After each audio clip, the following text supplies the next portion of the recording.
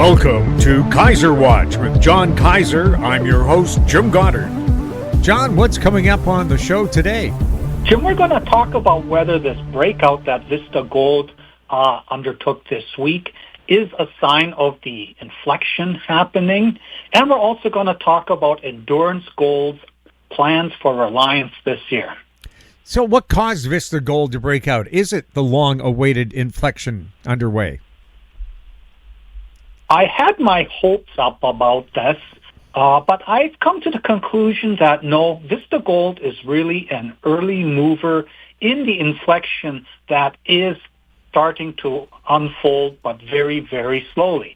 Now, the prior week, the week after Taco Dawn blinked and rolled back the big tariffs against China, the market took off, general equities took off, but gold got slammed a couple $100. So gold producers were all down, and stocks like Vista Gold, they kind of didn't really do much because they haven't really followed the gold price up to any degree. There's still this sense that gold is going to end up back below $2,000 eventually, and then the Mount Todd project will not be worth very much. Now, the peculiar thing about this market is when they use this term Taco Dawn, it means Trump always chickens out. And the street has started to understand that.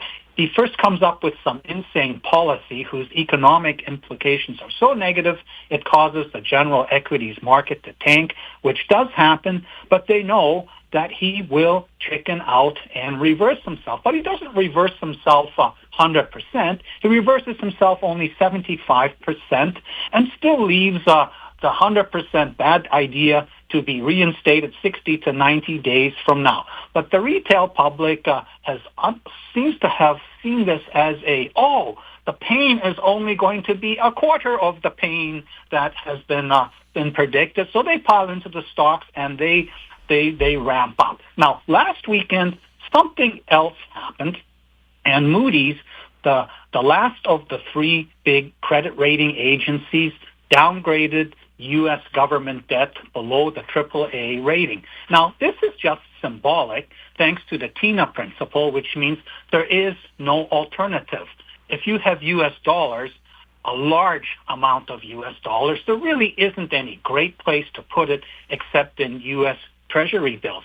But what's in the background, nagging away, is the big, beautiful bill that this week managed to pass by the House by one vote, and only because a Democrat died the day before. And this big, beautiful bill has two big components. One is it extends Trump's tax cuts, which benefit primarily the plutocrats, and it also adds new ones. But it also appears to target that $4.2 trillion portion of the federal budget, which is aimed to keep the poor, sick, and elderly alive. And they have targeted the ones that are not at retirement age and receive Medicaid and want to take a big chunk of that away. And some Republicans, like Josh Hawley, have complained that this is not a good idea. A lot of these people are part of our MAGA base. We need to keep the working class people. We need to make them want to be Republicans. But what poor Josh Hawley seems to be ignoring is that when you have an autocracy, you don't need voters. When a democracy is gone, those MAGA people don't really matter. The regime will be in charge. So everybody's looking at this and sort of saying, wow, they're blowing up the clean energy funding for all that, most of which goes to Republican states. They're taking the boots to the voter base who this is America, not China. In America, when it becomes painful enough, there will be civil strife. So the foreigners are looking at this and say, this is more of the debasement of the American brand, and in the long run, it's going to be very negative for the U.S. debt instruments, the yields, and so on. So that's why this week gold started to come back. Now, Monday was the Canadian Victoria Day holiday. Gold was up from 31.83 on Friday to 32.30 in London on Monday. Vista Gold sort of crept up a little bit, got a little bit above $1, on the New York Stock Exchange Amex division where it trades. But it was the next day, Tuesday, when gold inched up a little bit more to 32.61. That's suddenly when Vista Gold had the biggest daily volume since January 29th, 2021, and it had the biggest daily price change since July 27, 2016, when it had gained 23 cents to $1.59, and percentage change, Tuesday's gain of 19 cents was substantial. Now, since then, the volume has dropped down from that $2.5 million share level on Tuesday, but the stock price has held steady in the $1.20 to $1.30 range. So this is, of course, the reason for asking, is that turnaround, the inflection, the unwinding of the gold disconnect, where we've got this record high gold price, especially in real terms, and yet the pre-production juniors have been largely flat. They have been shunned by the market in general.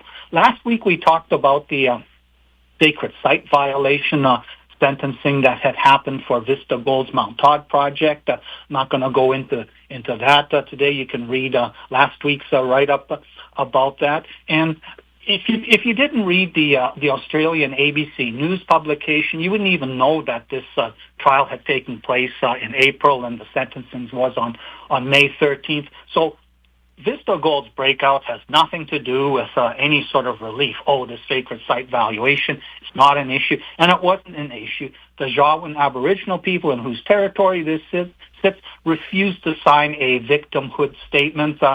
They realized that this thing was a trivial thing. It was not a big deal. So I called management and asked them, is there some sort of fundamental development that doesn't qualify as material, but which people who closely follow the stock and are sitting on the sidelines would treat as important and trigger them to start buying the stock? And he said, no, there's really nothing like that. We're working on our smaller scale feasibility study of 15,000 tons per day in place of 50,000 tons per day. That will come in mid-July. But we've been working on this for a while, so that's not a reason. So I asked, well, did you participate in any important conferences where new eyeballs may have seen the story and said, wow, we need to own this? And they said, no, we have not done any conferences in the last 2 or 3 weeks, but we have been doing direct outreach to the fund managers and family offices that are in our Rolodex. And one of the feedback that we got is that even though Vista Gold trades on the NYSE Amex division, many of these funds have restrictions against so-called penny stocks. There's not allowed to be any stocks in the fund portfolio that are trading below $1. Now, Vista Gold has inched up above $1 a couple times this year, but it's always managed to sag back. So this has not really been a trigger for anybody who sees the math, who sees that at $3,000 plus gold. We're talking about a $10 to $20 stock. That, of course, depends on the inflection of the market believing that $3,000 plus gold is here to stay, and if big inflation is going to show up down the road thanks to Trump's policies, well, that will take gold even higher and cause it to track it. Well, what they are afraid of is that if they buy the stock over $1 and then it sags to 99 cents, the compliance department will notice and come screaming at them. So the fund managers have been on the sidelines. And maybe the Moody's downgrade, which has all three agencies now with the Treasury bills with the lower than triple A rating, maybe that caused somebody, have no idea who, to step into the market and help buy the stock up to the $1.20 range. And the $1.20 to $1.30, there's enough cushion between that level and $1 that other funds can now step in and start adding this to the portfolio. So I think Vista Gold is not really a signal of a wide-scale inflection. Gold has done very well this week compared to last week, and the gold producers are recovering some of the losses that they suffered. But we're not really seeing widespread upticks in the pre-production ounce in the ground type juniors. These ones are still sitting there in my bottom fish collection waiting for the bigger inflection. But Vista Gold Corp is an early mover. It's already permitted. It's going to have two scenarios which broaden the field of potential bidders for the company from big giant producers that can afford $1 billion capex to the mid-tier producers that can maybe afford a, $300 to $500 million capex. And this is the one, if you believe an inflection is coming but are not sure when, this is the stock to own right now. Now, one thing that where there has been an upside inflection has been Bitcoin, which made it over up to $110,000 Bitcoin this week, which is a record high. And much of this is coming on the back of expectations that the regulatory framework will be changed to allow the looting of America's pension plans by loading it up with Bitcoin.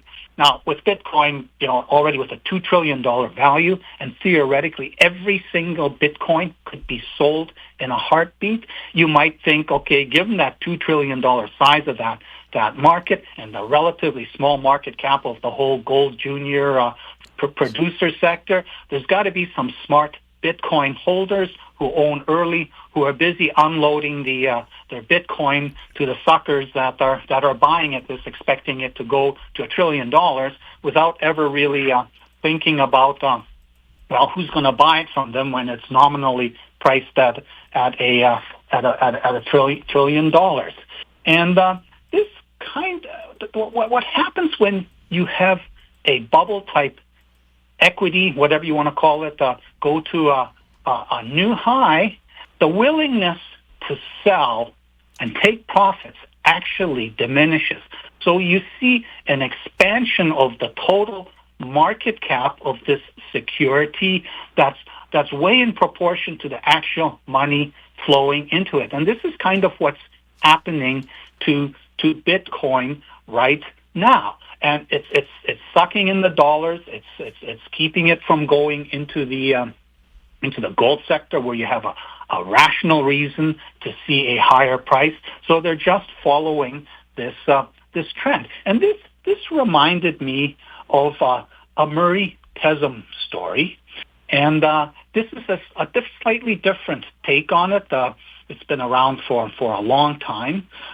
Murray Pezim was a legendary resource junior promoter. He got run out of Toronto during the 70s, moved to Vancouver, and that's where he made the Hemlo discovery in 1982, over 20 million ounces when you take into account all the deposits that were within that cluster. And then in 1990-91, he made the SK Creek discovery through Calpine, and that ended up being 3.3 million ounces and 160 million ounces of silver. Now, these are not like ounces in the ground, 0.7 gram per ton, things that are marginal, that have been around forever. You can claim you'll have a gazillion ounces. No, these ounces have all been mined. They were high grade. So he is a true legend. Now, in 1996, he had a stroke, and then he passed away in 1998. And so he decided, well, let's try to go to heaven. So he goes on the road to heaven, and he sees the Golden Gates way in the distance, and in front of him an incredibly long line, and they're all wearing MAGA hats. And he says, where's all the other ones that don't wear MAGA hats? And he says, this is going to take forever. I don't have time for this. So he taps the guy in front of him on the back, on the shoulder, and the guy turns around, and Murray says, do you know there's Bitcoin in hell? And the person says, really? And he immediately jumps out of line and heads down the other direction of the road towards hell. So Murray Pezim repeats this one after the other, and everybody turns around, and he gets to the Golden Gates of heaven, and St. Peter is sitting there scowling at him, and he says, I saw what you did, but because you found over 20 million real ounces, I still have to let you into heaven. And Murray Pezim looks at the Golden Gates and says, oh, that's a lot less gold than I actually managed to find. And he looks around and sees this huge line of people heading towards hell. he turns around and starts marching down the trail. And St. Peter says, "Where are you going?" And Murray says, "There's Bitcoin in hell." So he gets to hell, and the doors open seamlessly. And as soon as he's inside, they slam shut behind him, and he is handed a pick and shovel. And before he can really understand what this is about, he's feeling really, really hot, and he's asking around, doesn't this place have air conditioning? And as his eyes accustomed to the dimness of hell, he sees these giant computer banks whirring away in the distance. And he says, wow, there is Bitcoin in hell. They're mining Bitcoin here. But then he notices all these shovels and MAGA hats lying on the ground, and he hears this great din in the distance and near the Bitcoin mining machine. So he marches over there with his pick and shovel, and then he sees all these people, none of them wearing MAGA hats anymore, with their picks, smashing away at the Bitcoin mining machine, screaming, "Where is my AC?" And Murray says to himself, "Oh, shit, did I ever fuck up?" Drops his shovel, grabs his pick, and joins the mob, smashing away at the Bitcoin mining machines in hell.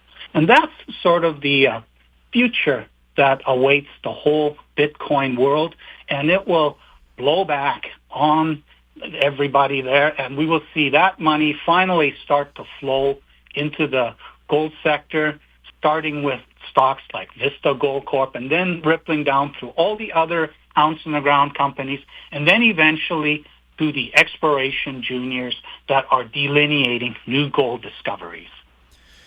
What has Endurance Gold got planned for Reliance this year? Well, this week, Endurance Gold announced that it had started a 7,000-meter drill program at the Reliance project in southwestern British Columbia. And this project has multiple goals. This is going to be a very productive year. They are first starting with some deep holes on the Imperial Zone, where hole 106 last year, as they pushed it beyond the main Imperial Zone, they encountered another high-grade zone that seems to be parallel to the Royal Shear trend. Now, they do not know if this is a stack stone zone or some sort of localized splay off the main one. So this hole is a critical one that steps up dip a bit between, it was like almost a 200-meter down dip step out when they drilled hole 106, which got 5 meters or 8 meters of 7 gram per ton gold, which is a very, very good grade, and it'll give them more information about what's within the main Imperial Zone. But it'll also start testing: is there this parallel zone that's similar mineralized? And it'll take several holes to test that, because you can't just do it in 2 dimensions. And if this is correct, they will be able to go and drill a series of shallower holes which infill the upper part of the Imperial Zone, but also extend into this parallel zone. Now, this is a potential high outcome. The odds are it's just some squirrely thing that they managed to hit locally. But if it turns out that there is a stacked zone of high-grade mineralization to the northeast of the Imperial structure, that will be a big deal. Then they're going to move the rig to infill the crown gap between the Eagle and the Imperial. And last year they did drill deeper and showed that the lower crown has good grade mineralization. But they finally decided that they want to do a resource estimate for the open pitable portion of the whole treasure or Royal Shear system, and that would include the Eagle Zone and the Imperial. And rather than have 2 pits, they would like to have one continuous elongated pit, which goes to a maximum depth of 200 meters. And they've done internal numbers. They don't want to publish any of it, because they also have to do some metallurgical work, and so they've got some samples in that it's not clear when the Met company will start the study, but we should by late August have the metallurgical results, and that of course a resource estimate, you need to have some sense of the recovery potential and the cost associated in order to pick a cutoff grade so that you can come up with how many ounces that you have.